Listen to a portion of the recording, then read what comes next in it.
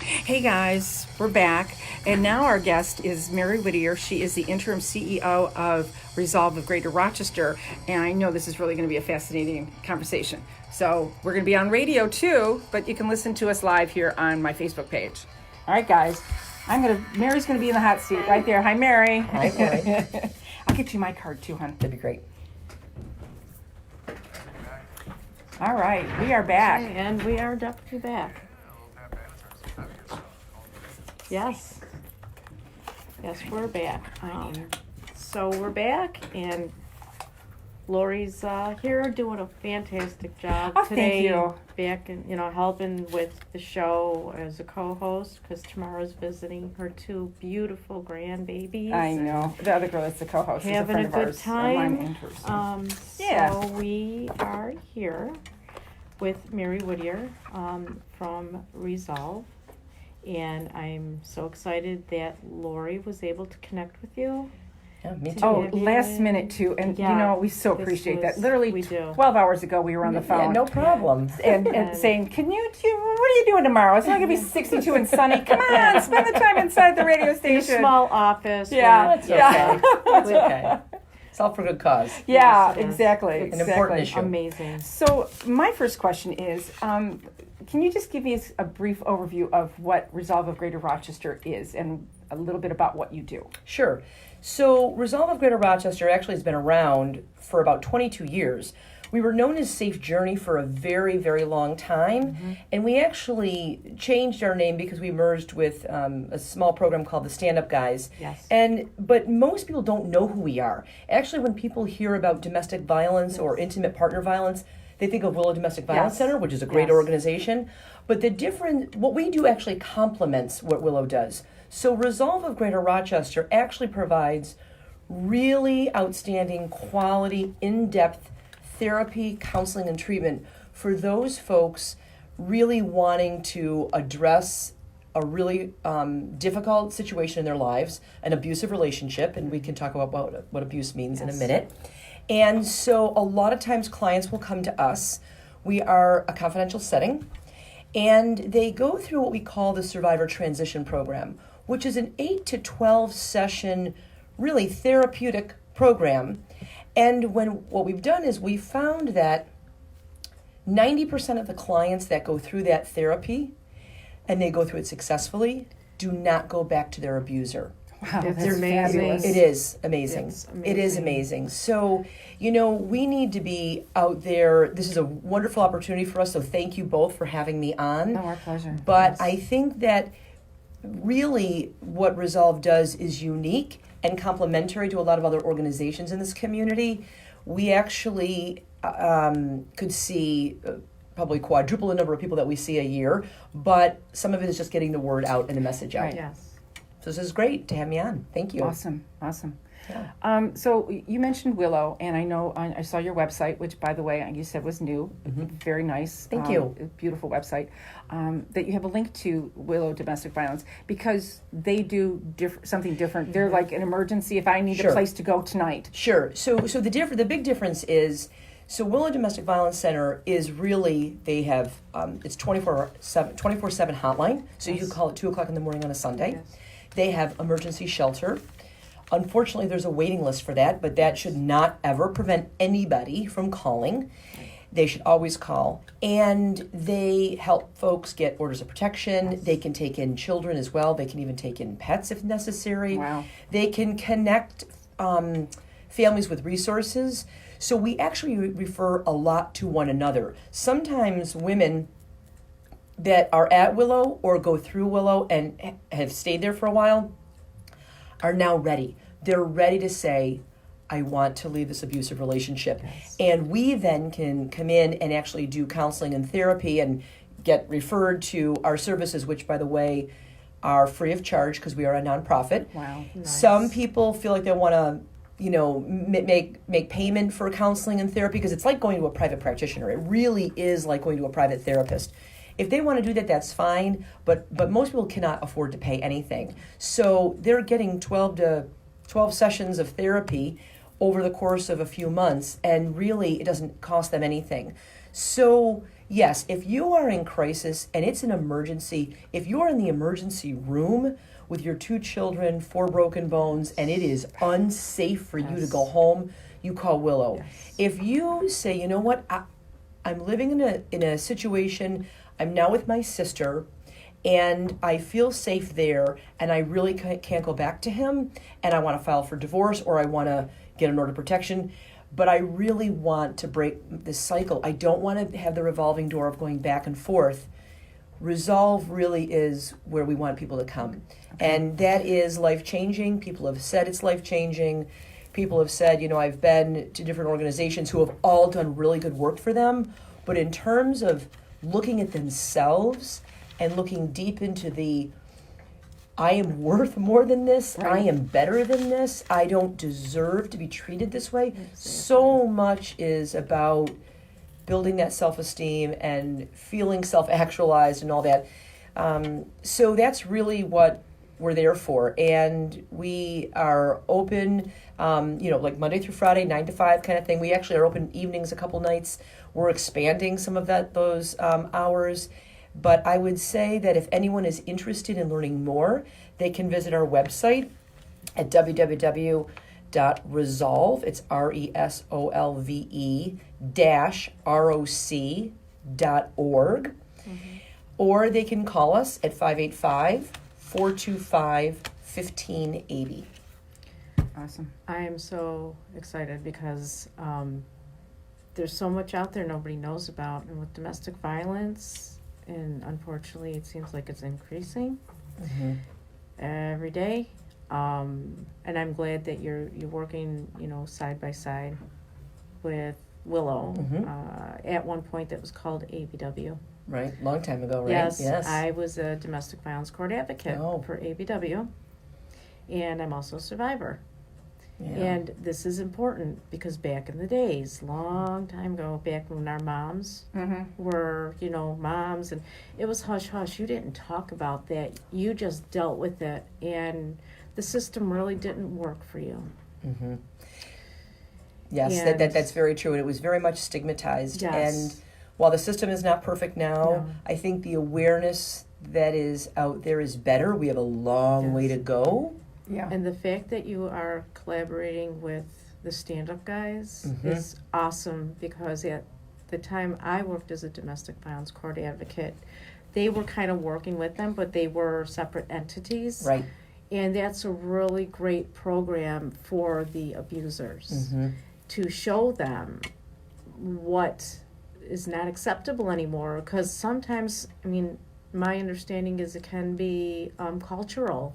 It's like you said, Lori, learned behavior. Right. Saw dad treat mom and sisters this way. And it's okay. Everything's fine. This is normal, but it's not. It's not, right. And now it's okay to say, I'm not going to allow you to put your hands on me anymore. This is wrong, and this is the way it's going to be. And my understanding, too, statistically, it takes at least maybe am I correct? Approximately maybe 7 times for a woman to finally leave for the last time, and that the first 72. She goes back 6 times? Sometimes 6, sometimes 9, and then the first 72 hours of her actually leaving for good can be some of the most dangerous. Right. This is a whole new world for me. Okay, this is not my wheelhouse. Yeah. So the research I've done on the website and the conversation we had, you mentioned it wasn't only physical. Right. And I think so. If you look at the research and statistics, there may be slight variation, but in general, we are talking about 1 in 3 women. More surprising than that for folks is 1 in 7 men. Yes. And then nearly 50% of the LGBTQ community are in what we call an abusive relationship. So I'd like to take a minute to define what that means, because I think most people think abuse and they think I have to have broken bones, black eyes, I have to be in the hospital. That is absolutely not the case. Abuse is physical, psychological, and emotional and mental. It is sexual rape. Yes, a husband can rape a wife. Yes. A boyfriend can rape a girlfriend. A boyfriend can rape a boyfriend. A girlfriend can rape a girlfriend. Yes. It is financial. So I may never have laid a hand on you, but I am not ever allowing you to work. You cannot have your own bank account. You cannot take out. can't escape. You can't. It's all about power and control. Yes. That's really what it's about. So that's why some people say, come on, 1 in 3 and then 1 in 7 men. It's because it's all of that. It's all of that. I personally know a number of families that, in a sort of a traditional role of husband-wife, let's say, the woman has never had any physical altercation, but scared to death. I know one family in particular, the gun is sitting right by the nightstand every night. He's never touched her, but that is the understanding. You are not to leave. Wow. And the biggest reasons, people say, well, why don't they just leave? They should just go. It's not that simple. Oh, I get that. The two biggest reasons that people don't leave an abusive relationship, particularly women, children, and financial. Yes. They feel like they have nowhere to go. The other thing that we do at Resolve, we actually have someone that does financial counseling with our clients. So sometimes if the second biggest reason is financial, like, I don't think I can afford to leave. Like, I work very part-time. How am I going to pay how am I going to pay rent? So this Groceries, woman, kids, she's wonderful. She actually works with our women, and they do a basic budget, which seems like, oh, come on, doesn't everybody know that? No, they don't. So all of a sudden, these women, it's like they're liberated because they're like, wait a minute, I can do this. Yes. And it's the confidence, and it's really amazing to watch. So we're able to offer that service as well. The percentage you said of the LGBTQ community, that just blows my mind. Now, I have a son that's gay, and I know he's in a very loving relationship, but I never thought about that. But you know what? Everyone's human. You can be you could be male or female in a heterosexual or a gay relationship, and I can see that. And there's a lot in situations where the LGBTQ community, sometimes it's, I'm not out yet, so I'm going to out you. So I'm gonna out and you then first. I'm going to, that's sort of a psychological torture, like they're threatening that piece of it. They're not completely accepting. So there's a whole host of reasons. And the reality is, there's violence all over the place. Oh, yeah. And it's not okay. And the other interesting thing at Resolve, about 40% of our clients are over the age of 55. Yes. Because so many women just sort of grew up. It's like what you said, Otavia. It's, up you know with what? Well, the norm. this is what those traditional roles. Yes. My job is to raise the kids, Right. not work, clean the house, have the meal ready. Or I can't go out and get a job because who's going to take responsibility for all the things in the house? He's not going to clean. Yep. He's not going to do the dishes. So now what's happening is you find a lot of these women are coming to us. Their children have left. Right. They've gone to college. They've moved on. And they're all alone with him now. Yes. And they have found the strength to leave. But the thing we need most for whether it's men or women or folks in the LGBTQ communities is support and listening and not to judge them, because it is hard to leave. And it's hard when you care about the person that's abusing you, and I use that word abuse in a very broad term. I mean, there's so many people out there, and it's sad. I mean, there are people with disabilities that are being abused, and they cannot defend themselves. Right. And the perpetrators, or I should say the abusers, know this. If they're in a wheelchair, they'll lock their wheelchair brakes, and they won't be able to move. I mean, these are intimidation tactics. And on the other side, too, with men, the reason why that the statistics for abuse on men is because men don't like to report it because of the stigma that it has. You're a wimp. How can you allow a woman to hit you?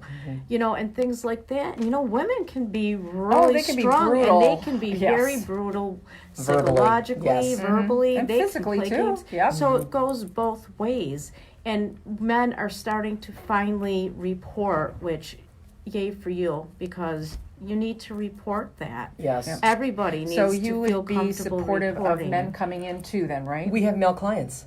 Fabulous. We have male clients Yes. and female clients, and folks in the LGBTQ communities all come to us. And again, domestic violence and intimate partner violence, sometimes those terms are used interchangeably. I think DV got coined like in the early 70s because it was sort of like what you said, Activia, those traditional roles of husband and wife. Right. Well, we know now that not everyone gets married. Not everyone's in a sort of traditional gender role like husband and wife. So this could be college campus. I will tell you, there is a lot of abuse on college campus. Yeah, I've read. Sexual assault, Yes. power and control over women or men. That's a huge population. Yes. And I think we need to get to our kids early and young. I used to work at Bavona Child Advocacy Center, and when you talked about the men that didn't report, about 30% of our clients there were boys. And part of it was that boys were just embarrassed to report. So if they're growing up with that, now they're going to talk about, an abusive, controlling relationship with a female or another male, and they're just like, I'm supposed to be tougher than that. So there is just so much education that we need to do and non-stigmatizing of this problem. But I'll tell you, we see clients that are, living in poverty, and we see clients that are living in a $500,000 home, Yes. and everything in between. Yes. Yeah. I work with a judge's wife, Mm-hmm. and he was a judge from Monroe County, downtown, and that was a very sensitive case. We had to treat that very, very, very sensitive because she was in our office and he's in the building. So domestic violence, it doesn't pick and choose. Right. It's, No discrimination there. There's no Economic lines, discrimination obviously. at all. And it's wrong, and like I said, a lot of it's learned behavior, and people don't like to report it because they're embarrassed, and they were taught, just keep it under the rug. It's, right. You don't talk about it. You don't, you got the black eye. You walked in the door. Or Right. Whatever. Makeup Always on, excuses. Put your sunglasses on, like you Yeah. see on television. Yeah. And so it doesn't discriminate, and it's nothing to be embarrassed about. That's right. And please report if you know somebody that is in an abusive situation. Please give them the resources. That there are so many resources out there that there weren't back in the days of our moms and our grandmothers. And women are dying. People are dying like crazy because of domestic violence. I had a best friend that was unfortunately murdered by her husband a few years ago, and it takes a toll on everybody around. Oh, yeah. And not just the person, but the families, and Oh, sure. it's just And friends, obviously. and friends, Yeah. and so talk about it. Do not be afraid to stand up for yourself. Do not be afraid to go get help, because you deserve so much better. So talking about getting help, I noticed on your website that you offer a class called ACT, a Trauma-Informed Self-Protection course. Yes, we do. So that is, I'm so glad you referenced that, because we do ACT a couple times a year. Actually, in 2020, we're doing it probably like close to 4 or 5 times a year. And that is for anybody in the community. Oftentimes, some of our former clients or current clients will go through that, but it could be it for anybody. You could send your sons or your daughters or your friends and neighbors, colleagues. We're actually doing a program of ACT with the Nazareth College girls basketball team. Okay. They're embracing it big time, which is great. So it's with jiu-jitsu trainers, and it's not your sort of prototypical, here's the karate chop kind of thing. That people think where, okay, you're going to take the guy down. But it really talks about different ways of protecting yourself and having the abuser, the offender, the aggressor at bay. And it's done in a very therapeutic way. So the jiu-jitsu trainers teach the actual class, but we always have a therapist from Resolve there that talks about sort of the therapeutic, trauma-informed ways of kind of implementing the program. It's been wildly successful, and all of those dates of classes are posted on our website so people can get information on that. We also do something called IPV. So it's the Intimate Partner Violence Workshop. It's an all-day. Now, that is just for professionals. I saw that. Yeah, we can't have Johnny or Sally from, that work at Wegmans, let's say, call up and say, I want to do this. Yeah. These are for therapists, law enforcement, treatment providers, primary care folks, and it's an all-day training. They get continuing ed credits for it, and there are trainers that are from Resolve, from Tree of Hope Counseling, folks that really have a lot of experience in this kind of work, do a lot of education. So the reality is this: for as pervasive as DV and IPV are, we still have lots of professionals that they may or may not ask the question. And even if the question is answered with, yeah, I think I need some help, they're not sure what to do with it. So as an example, how many times have we gone into our doctor's office, right? We love our doctors, right? Yeah. Most of us, some of us, not so much, but we go to our doctors and they're busy typing away on their laptop or their computer because they got to get your information in, and is your address still the same, and how about your insurance and your height and weight and all that. And they're down typing because they got to get all this information in. I can feel for them. And you're sitting to the right of them, and they say, is there any violence in the home? Any guns in the home? They're not even looking you in the eye and saying, Lori, is there any violence in the home, anything you're concerned with? Or they look at you and ask, and your husband or your boyfriend is sitting right there. Yeah. So we have to do so much education with our professional community around being what they call trauma-informed, being sensitive, being understanding. Okay, I can't be looking at a computer typing when I ask questions like this. I have to stop what I'm doing, turn, face the person, look them in the eye, ask them, build a relationship. And maybe they don't answer yes the first time if it's something that's going on. Maybe it's the second or third or 10th or 12th, but you have to keep asking.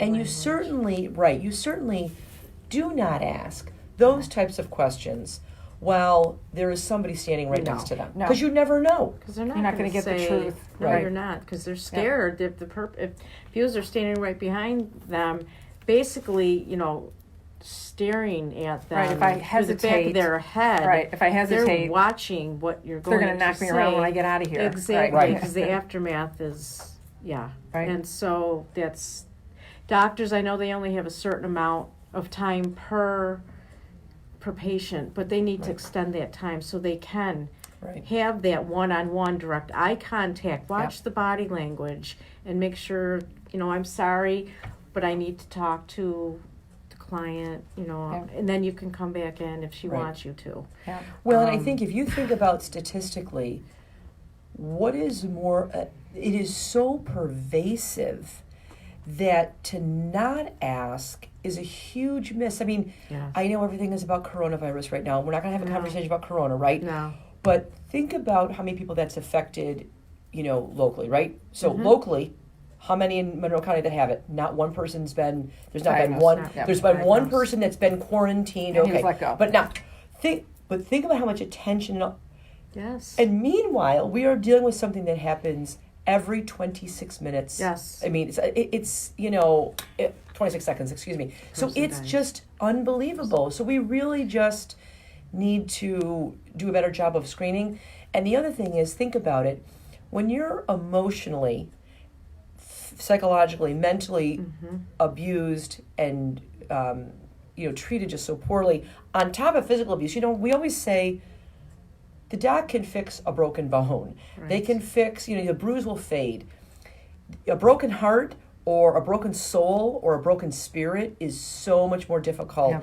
And think about then all of the other then physical symptoms. So now you're going to end up showing up at the doctor's office for something completely different because of the stress and the trauma and PTSD of what you've been through. I was just going to say PTSD is very prevalent with people that have been through domestic violence trauma, PTSD, major depressive disorder, personality disorder. I mean, there's so many way to escape. Yeah. Complex PTSD. If you have been going through this for years and years and years and years and years, It's complex PTSD. Right now, that's not in the DSM-5, but it will be in the DSM-6 under, So they're going to, I believe, my understanding, that's what they're going to be doing that. So thank goodness, because it's still, PTSD is PTSD, but there's still a little bit of a difference between complex PTSD and PTSD. But, major depressive disorder and all that, and then, and then suicide ideation and things like that. So you may not be able to see. You can't see, like you said, you could see a broken bone. You can see a bruise, but you can't see the mental health aspects. You can't see that. And so some people, they're like, oh, you can get through this. You can get out. No, you can't. You need a lot of help. Yeah. And it's okay to ask for that help. And there's nothing to be embarrassed about. Right. And by the way, and I'm not trying to take over or anything, but this is not your fault. If you're in a domestic violence situation, please do not blame yourself. Right. You didn't do this to yourself. And you might be hearing, well, if you did this, or if you would have listened to me, the control thing, if you would have listened to me, or if you would have done what I told you to do, I wouldn't have done that to you. That's a crock. Yeah, it's a bunch of bullshit. Right. It's a bunch of crap. I say that on the okay. radio? After I say it. Sorry, Brian. It is. And she's right. And we can say that. Okay. And even if we can't, we're sorry. But it is. We did it. So it is not your fault. And when you're able to recover and you're able to see that, you're going to see that it really, really, really, really was not and is not your fault. But that's part of the mind game, right? Yes. That offenders do and aggressors. It's very much in shame and blame and accusatory, and it's, if you didn't act this way, if you didn't dress this way, if you didn't do this, if you didn't do that, I wouldn't have to act like this. You make me want to do this. You bring this out of me. That is all, like you said, BS. And the reality is, so much is controlling and isolating. Yes. A lot of times, the aggressor is trying to isolate the person.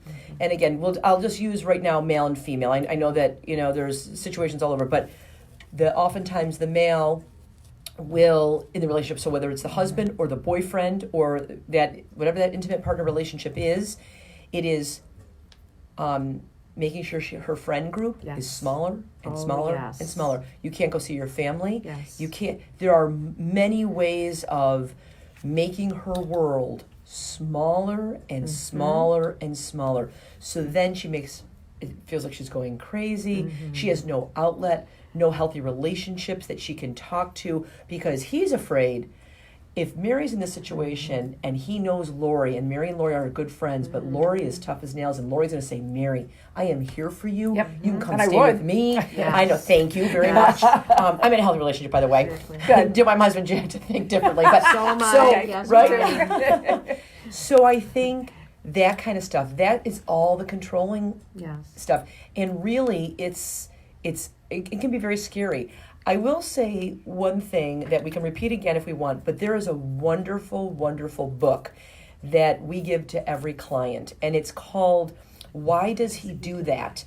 By Lundy Bancroft. Yes, and if that's not a basic fundamental DV 101, it explains all the reasons why.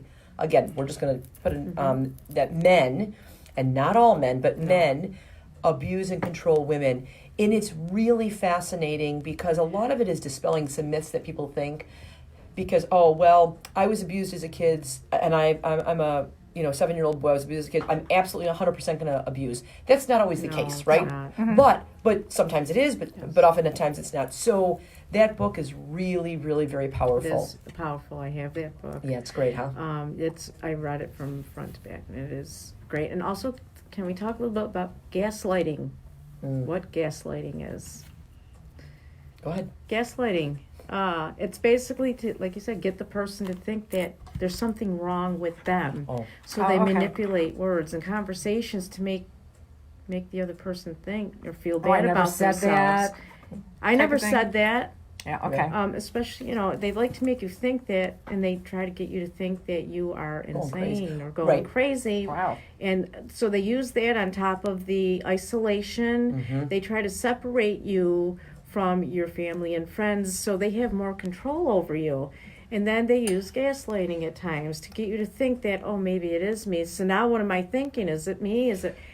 That's, Yes. Wow. Yes. Yes, it's a and big that is thing. that is the psychological torture. Like even in Lundy's book, there's situations that he uses case examples all the time where the abuser in the relationship will hide her keys. So let's say you always put your keys, Lori, on the little coffee table when you come home from work, right?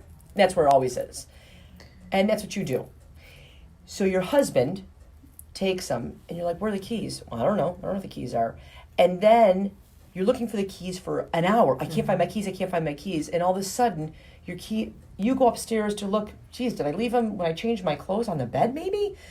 You go back, they're down on that little coffee table, and you're thinking, wait a minute, he put them there. You put them there. That's the Like you're stuff going that nuts? Octavia. Yes. Oh, wow. That's what how, gaslighting yes. Wow. is. Or they'll My mind say, doesn't oh, go I like never that, so said I can't that. imagine Yes. doing that to somebody. You- But that like- is sick. You've Yes. told him something, or they've told you something. You've told the abuser something, and he'll totally deny. Oh, you never told me Totally that? deny. You never told me that, and then he'll have that out or that in to get angry at you, and he'll use that as an excuse to get angry at you. Wow. I Well, mean, yes. it's control, it's manipulation, and then we also have, unfortunately, sometimes substance abuse Oh, often, can yes. play into the abuse.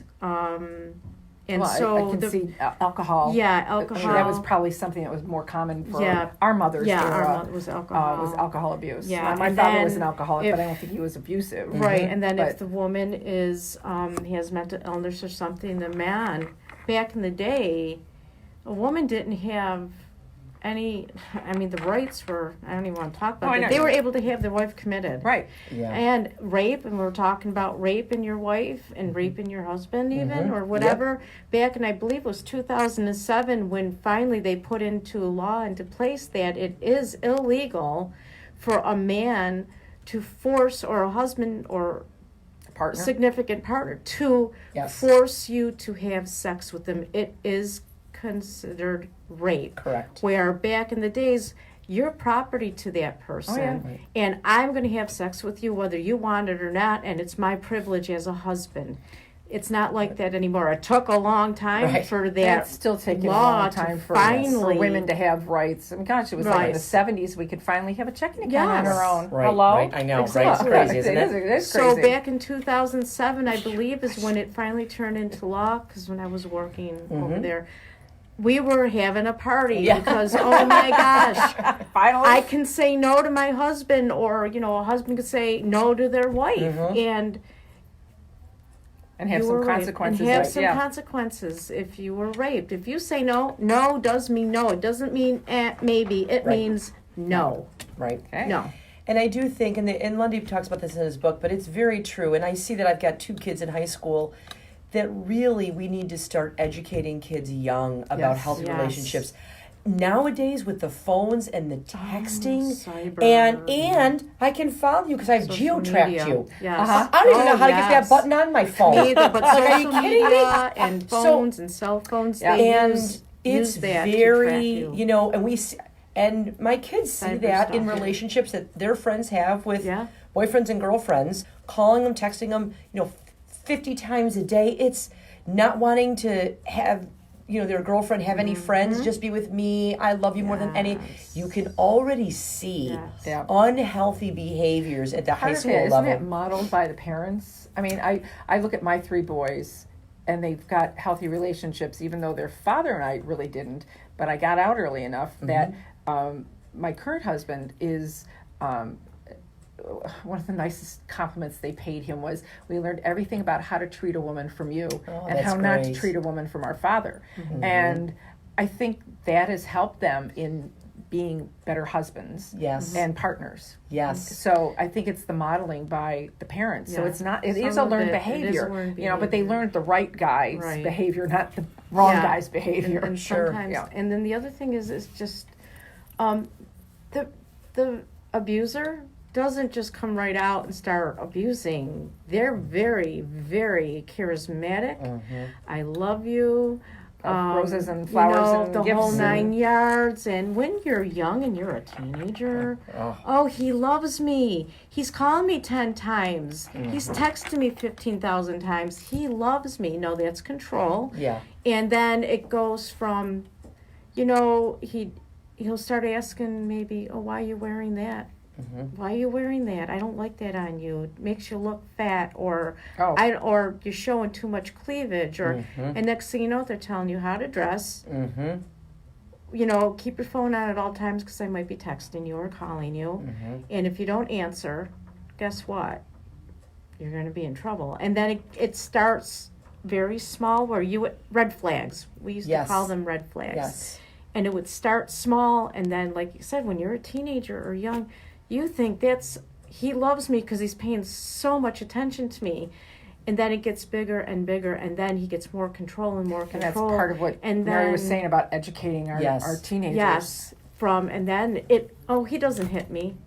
So it's not abuse. So it's not abuse, but it is, because eventually... Do you get into schools to talk to kids about this Well, stuff? that's a great question, and actually we're being asked to do that more and more. Yes. Good. And colleges and universities too. Well, like you said, there's a big problem there. And I But think before it gets to the big- they get yes. to the colleges Yes, and universities, because get 'em- even aside from the sexual assault alone on Yes. college campuses, and I don't care what college and university, Yeah, I don't I care know. how, No. from Harvard all the way down to a community college Right. and everybody in between Yeah. has got sexual assault Yes. on campus. Yes. Period. Yes.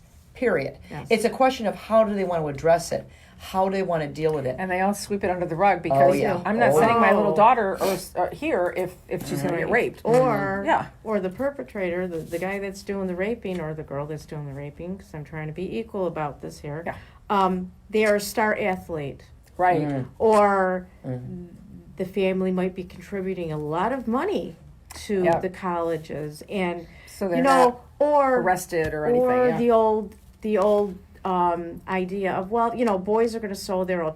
Oh, Boys will be boys. Yes. Yeah, that's- that's And horrible. that's just, Right. he didn't mean to do that. Or let's blame the victim. Right. It's right. her fault. Yeah, she she was wearing wore a those short high skirt, heels. yeah. Because wearing a short skirt and low, she's asking for it. Yeah. So it's her fault. So all of that ignorant thinking needs to be changed, and we're starting to programs like Resolve and Willow and Sojourner House, I think, is one of them. And YWCA, yes. YWCA and Serenity House. All of those are there to help women and to change and help people and to Right. change the ideas of what is acceptable and what is not acceptable. Well, and a lot of what we say at Resolve to a lot of our clients, I mean, you think about, Ativia, you mentioned this about, in colleges, they give money, or the boys will be boys, this, Yeah. that, and the other. But think about our culture and our society.